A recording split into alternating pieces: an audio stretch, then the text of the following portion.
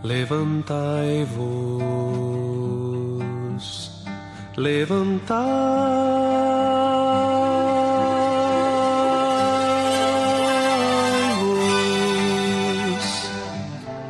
bendizei ao Senhor vosso Deus, de eternidade em eternidade.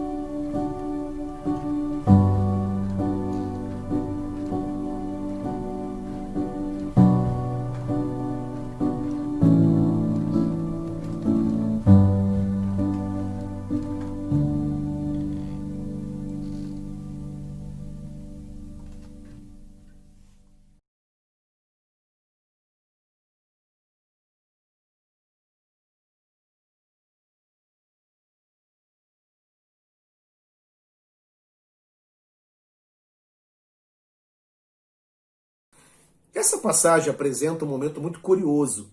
Paulo estava em Antioquia, já tinha realizado a sua primeira viagem missionária, já tinha retornado e apresentado um relatório com os feitos do Senhor na sua primeira viagem.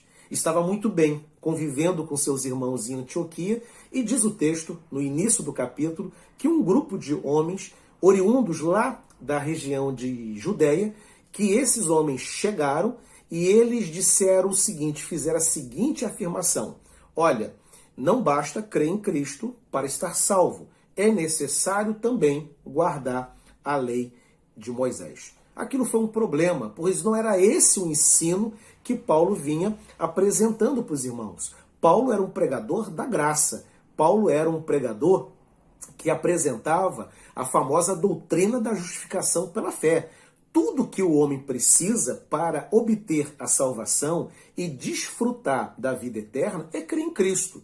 Essa era a pregação de Paulo. Ele não dizia, não ensinava que era necessário guardar a lei de Moisés, que cumpriu uma função na história da redenção, mas depois, com o nascimento, a morte, a ressurreição do Senhor e o seu retorno para a glória, o que a revelação progressiva, o que a Bíblia Sagrada ensina, que Cristo, ele é o cumprimento daquela lei e que agora o que o homem precisa é crer em Cristo e estará salvo. Era isso que Paulo ensinava. Apesar desse ensino sólido apresentado por Paulo, diz o texto que uma celeuma foi criada na região de Antioquia. E por mais que Paulo tentasse explicar, a insegurança, a dúvida já tinha sido lançada no coração daqueles irmãos da igreja de Antioquia, a ponto de Paulo e Barnabé terem que deixar a região e foram para Jerusalém e apresentar a questão para os apóstolos, e ali reunidos numa espécie de conselho apostólico, o que historicamente é chamado de Concílio de Jerusalém, eles elaboraram uma espécie de síntese teológica. Afirmaram, ou melhor, confirmaram, reafirmaram que a salvação é pela graça, é pela fé em Cristo. Entretanto, deram um conselho: olha, é bom que aqueles que creem em Cristo e que entregam suas vidas ao Senhor, que fiquem longe dos ídolos, dos relacionamentos sexuais ilícitos e também que não venham ingerir carne sufocada.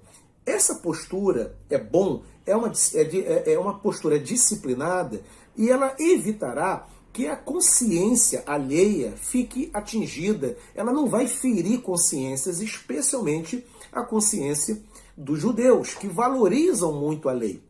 É um conselho que damos.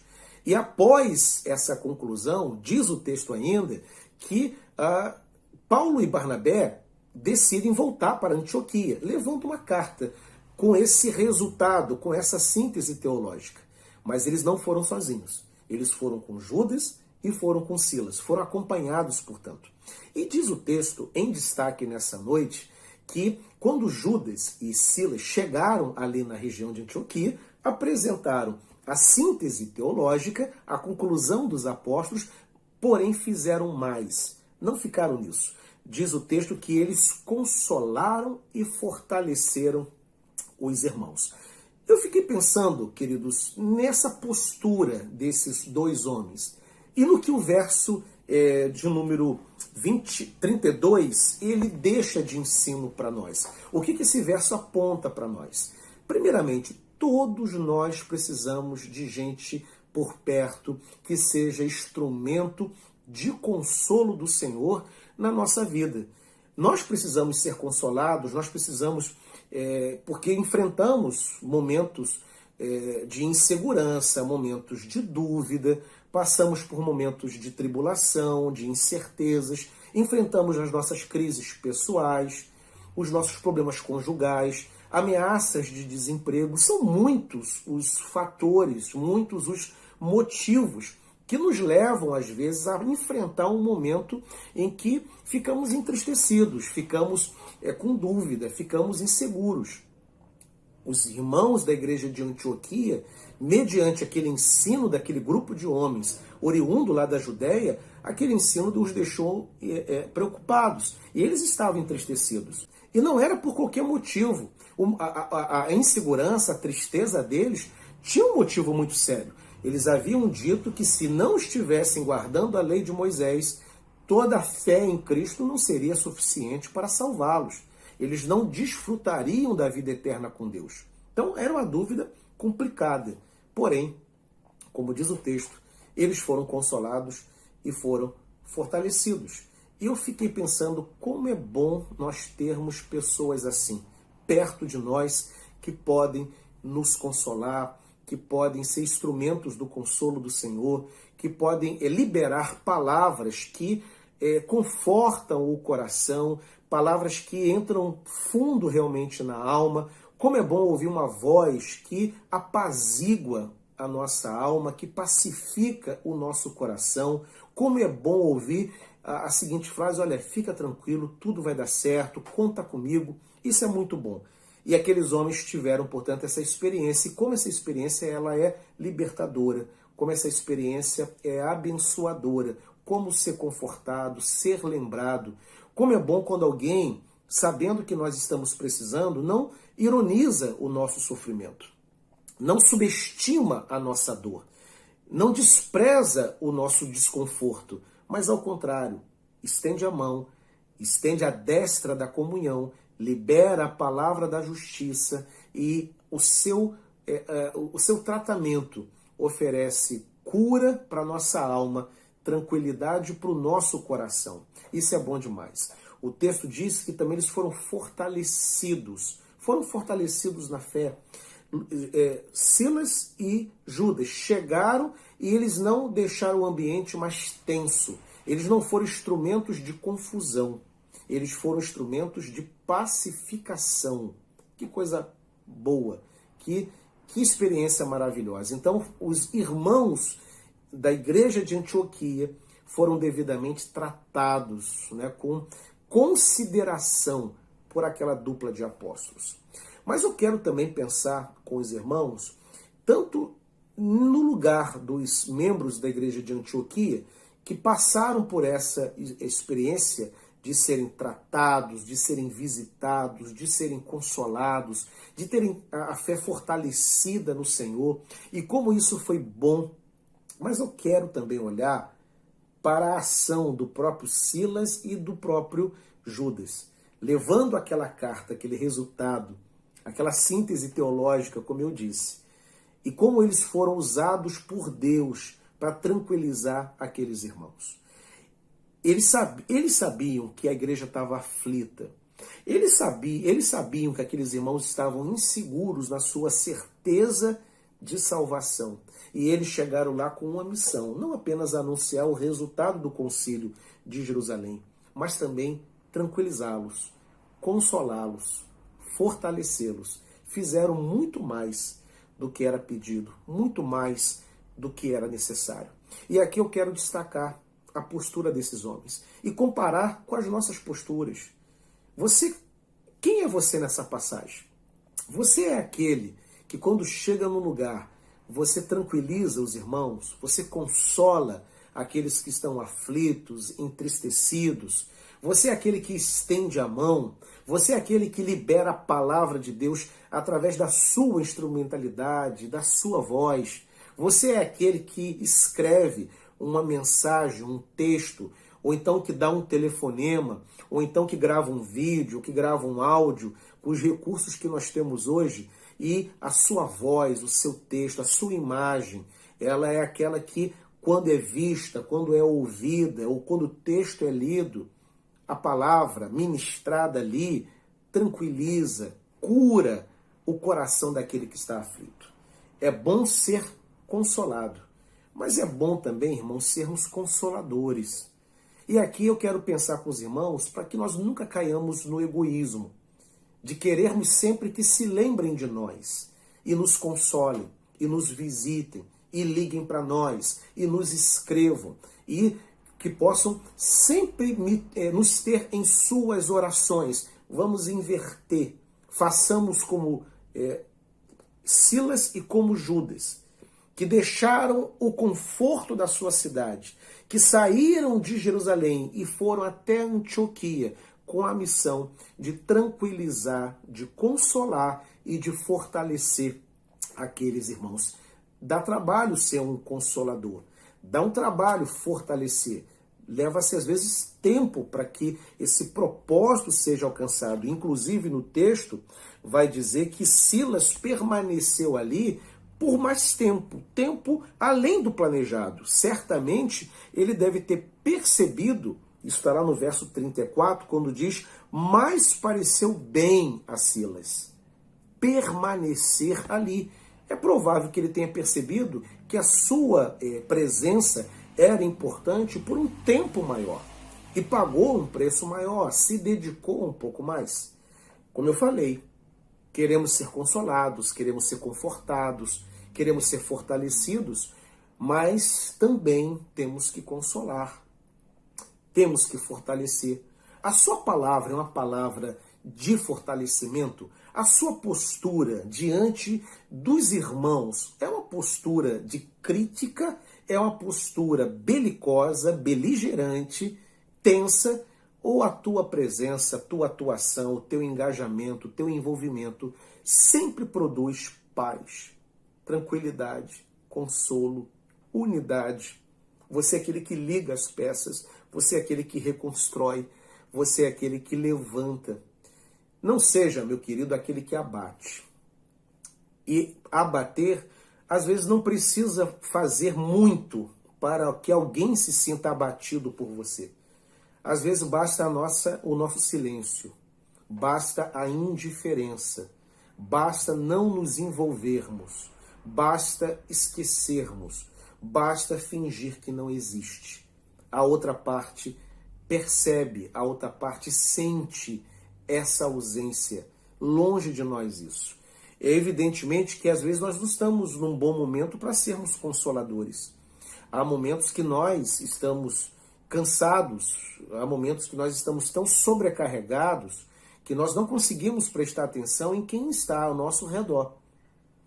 Porém, nessas horas, o que precisamos fazer é nos colocar diante de Deus e dizer, Senhor, eu sei que eu tenho que me preocupar, eu sei que eu tenho que ser um consolador, eu não estou conseguindo, meu coração está fechado, quebranta-me para que eu possa ser usado pelo Senhor e ser um instrumento da tua palavra, um instrumento da tua bênção, um instrumento de consolo, de conforto, de ajuda na vida das pessoas. O que não pode é ficarmos no nosso egoísmo, querendo ser procurados, querendo sempre ser alvo da atenção, mas nunca oferecermos uma palavra, nunca oferecermos uma ajuda para aqueles que precisam. Silas e Judas foram instrumentos da bênção de Deus. Eles procuraram aqueles irmãos, né? E, portanto, que nós também façamos isso. Procuremos aqueles que estão precisando de uma palavra, de uma bênção, de um telefonema, de um contato, para que sejam também acalentados no seu coração e que suas dores sejam compartilhadas.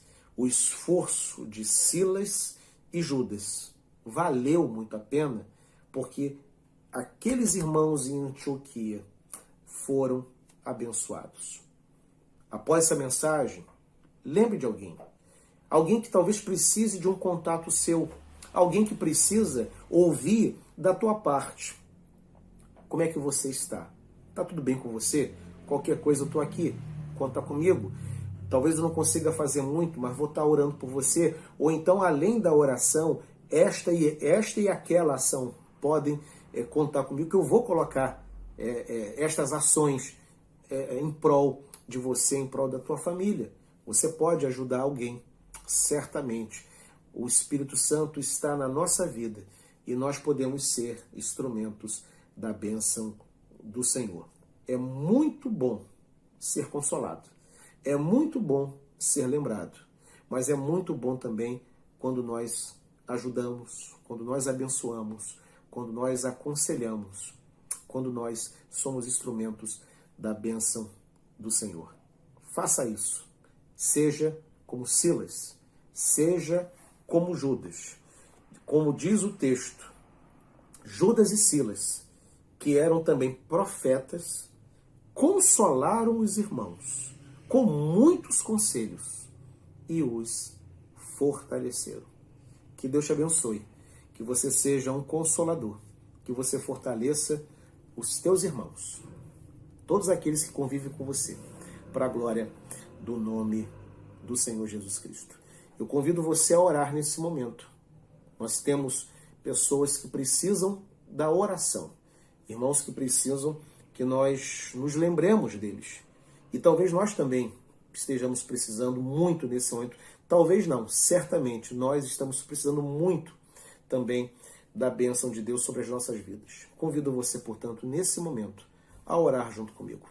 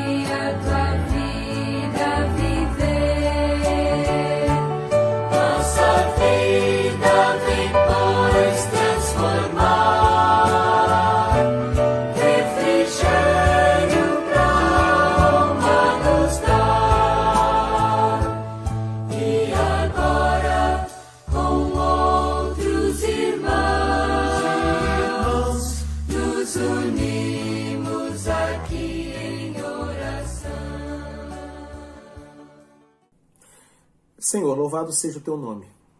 Obrigado pela tua palavra ministrada. Obrigado porque a tua palavra, ó Pai, nos apresenta um momento tão importante na vida dos irmãos de Antioquia, abalados, mas receberam o consolo, o conforto, a atenção, a ajuda, a ministração daqueles servos. Que em nome de Jesus, ó Pai, nós sejamos consolados nos nossos momentos de dor, de aflição, mas que também, Senhor, nós sejamos instrumentos da tua bênção na vida de muitos que precisam de conforto e de consolo. Ó Pai, em nome de Jesus, nos ajude a sermos misericordiosos, a termos empatia e abrir o nosso coração e oferecer para que o Senhor possa nos usar. Em nome de Jesus, renova as nossas forças. Às vezes as forças, ó Pai, estão sucumbindo. Tantos são os nossos problemas, tantas são as nossas dificuldades que não conseguimos às vezes. Mas no Senhor, a nossa força pode ser recuperada e até mesmo redobrada e colocada diante do Senhor para ajudar a muitos. Abençoe, Senhor Deus, os irmãos da nossa igreja, os queridos irmãos da Igreja Congregacional de Niterói, Que a tua bênção esteja sobre a vida de cada um. Visita aqueles que estão bem nesse momento e aqueles que não estão muito bem, que estão enfrentando alguma luta, alguma dificuldade. Obrigado pelos dias de EBF.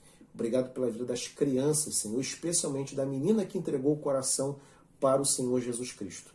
Abençoe de forma que, à medida que for crescendo, ela venha confirmar cada vez mais a maravilhosa e mais importante decisão que ela tomou na sua vida. Abençoe a equipe de professores que dedicou tempo a esse trabalho. Abençoe a Suzana e toda a sua equipe. Abençoe a nossa igreja, Senhor, que está retornando às atividades presenciais já na próxima semana. Que seja um tempo bom, marcado pela tua presença, marcada pela manifestação da tua glória entre nós. Louvado seja o teu nome. Perdoa, Senhor Deus, os nossos pecados, os meus. Perdoa os pecados nossos, Senhor. Nós assim te pedimos nessa noite de domingo, em nome de Jesus. Amém e amém. Meus queridos, que o Senhor te abençoe e te guarde. Que o Senhor faça resplandecer o seu rosto sobre ti e tenha misericórdia de ti. Que o Senhor levante sobre ti a luz do seu rosto, que te dê a paz. E que a graça do nosso Senhor e Salvador Jesus Cristo, que o amor de Deus, o nosso Pai, e que as alegrias, as consolações e as virtudes, o poder do Espírito Santo, sejam para com todo o povo de Deus, espalhado por toda a face da terra, a começar pela igreja nossa, ali no Barreto, agora e pelos séculos dos séculos. Amém e amém. O Senhor te abençoe. Fica na paz. Bendito seja o nome da tua glória. Arará.